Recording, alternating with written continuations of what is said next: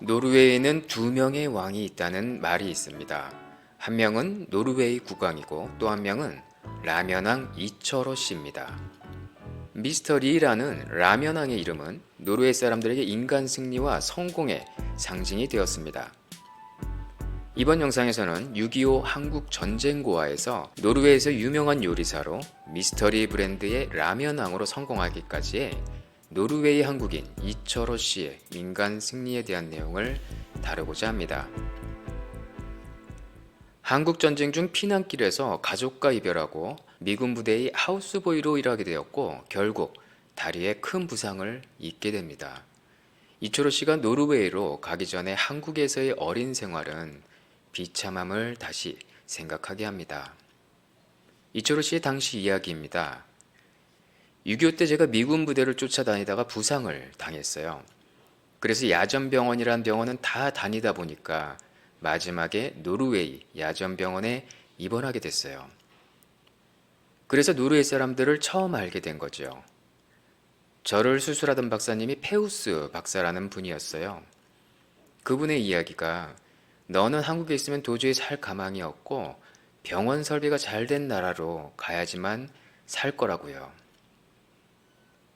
한국의 작은 소년이 전쟁에서 큰 부상을 당해 수술을 받아야 한다고 치료가 가능한 나라를 구한다고 신문에 실렸어요. 제가 있었던 미군 장교의 도움으로 전 세계 신문에 제 사연이 실린 거예요. 그 중에 노르웨이 병원에 초대를 받았고 노르웨이에서의 수술과 생활이 시작되었던 겁니다. 이철호 씨는 7년간 수십 차례에 걸친 수술로 어느 정도 회복이 되자 그는 노르웨이에 남기로 결심하게 됩니다. 6.25 전쟁 피난길에 배운 구두 닦기를 여기 노르웨이에서 하면 돈을 벌 수 있을 거라고 생각했습니다. 노르웨이에는 구두 닦기 하는 사람이 하나도 없어 보였기 때문에 성공할 것 같아 보였습니다. 그는 살아남기 위해 구두 닦기, 호텔 식당의 부엌 청소부 등 온갖 허드렛 일을 하다가 우연히 요리사의 길로 접어들게 됩니다. 수술로 아픈 발을 참으며 화장실 청소까지 해가며 별일을 다 했지요. 배가 엄청나게 고팠어요. 배가 고팠을 때 어디 가서 밥을 얻어먹을 때가 있을까 생각했는데 호텔 식당 같은 데 가면 밥을 얻어먹을 것 같더라고요. 그래서 제가 호텔 식당의 부엌 청소부로 들어갔어요.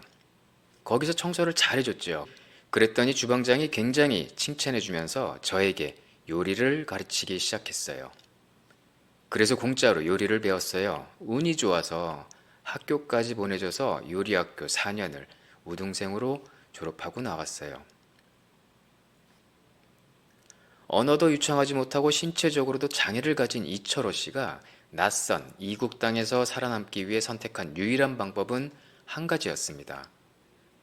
그것은 자신의 콤플렉스를 그대로 받아들이고 남보다 선업의 노력과 시간을 투자하는 것이었습니다. 그는 스위스에서 요리 공부를 하는 행운도 얻게 됩니다. 서서히 꿈을 이뤄 나갔습니다. 그리고 그의 삶은 더는 남루한 이방인의 삶이 아니었습니다. 그는 10년 동안 펜팔을 통해 마음을 주고받은 독일 여성 안네리제와 결혼해 세 자녀를 낳아 꿈에 그리던 가정도 이뤘습니다. 최고급 호텔 주방장에서 노르웨이 대형 빵 제조사의 총지배인으로 22년의 삶을 살아간 겁니다. 노르웨이의 멜하우스은이라고요. 스칸디나비아 반도에서 제일 큰 빵 제조사였어요.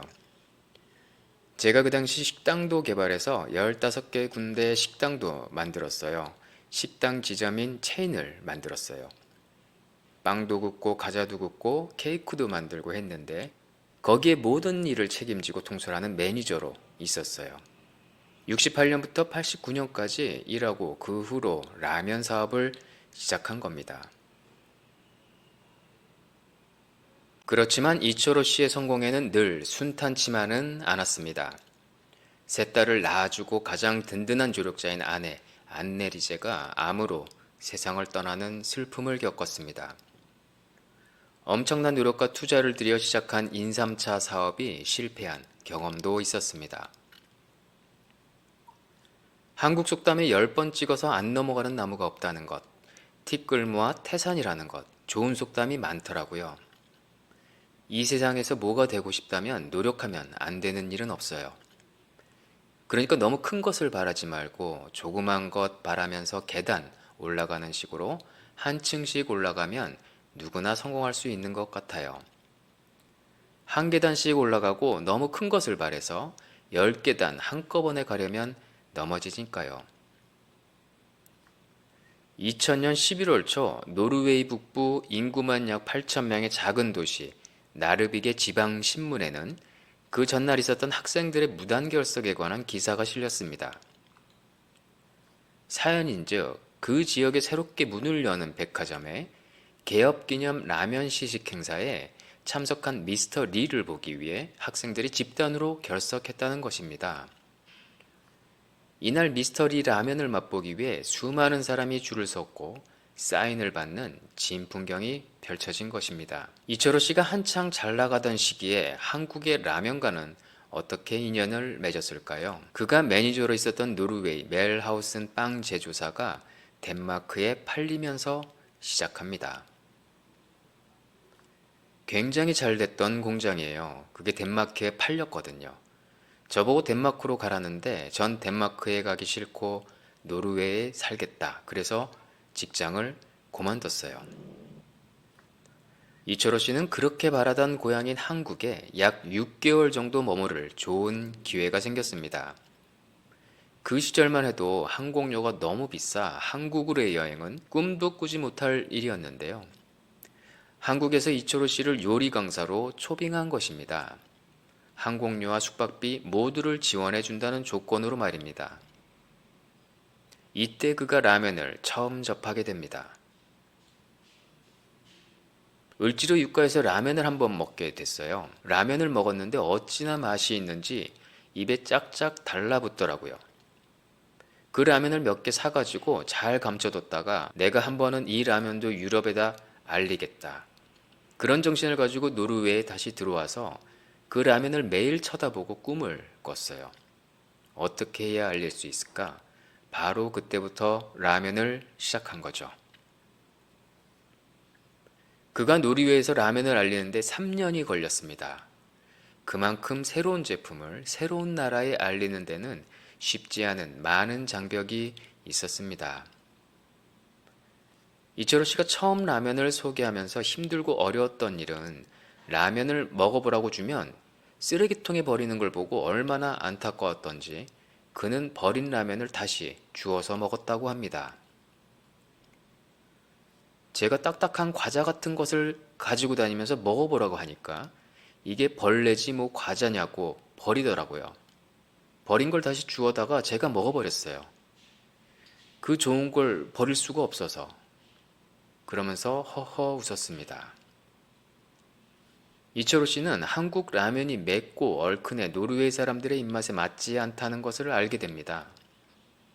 그리고 그는 해결책을 찾게 됩니다. 한국의 라면 회사와 함께 말이죠. 노르웨이 사람들은 소고기 맛 소스를 좋아해요.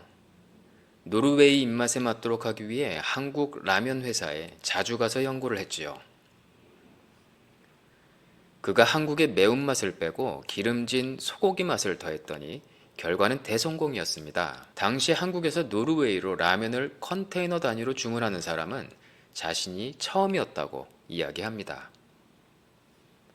사업이 승승장구하던 89년 어느 날, 이 씨는 갑자기 자신의 라면 회사를 노르웨이 최대 식품 회사인 토로에 넘겨 세상을 깜짝 놀라게 했습니다.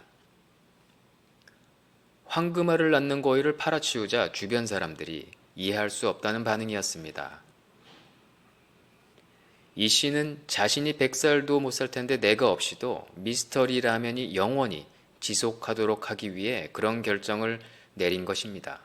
나중에 컨테이너로 주문이 들어오니까 제가 혼자서 하기가 어렵더라고요. 그런데 여기서 제일 큰 식품회사가 찾아와 자기 회사에 달라고 그러더라고요. 그래서 줘버렸어요. 그러나 조건이 있었지요.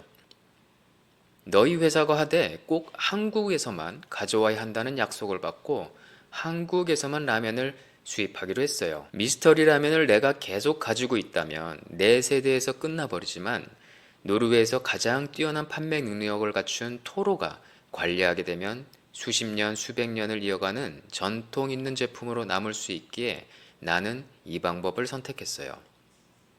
나 역시 이름이 후세에도 오래도록 남겨지기를 원했고요. 2010년봄 미스터리 라면을 인수한 토로는 시장 조사를 실시했습니다.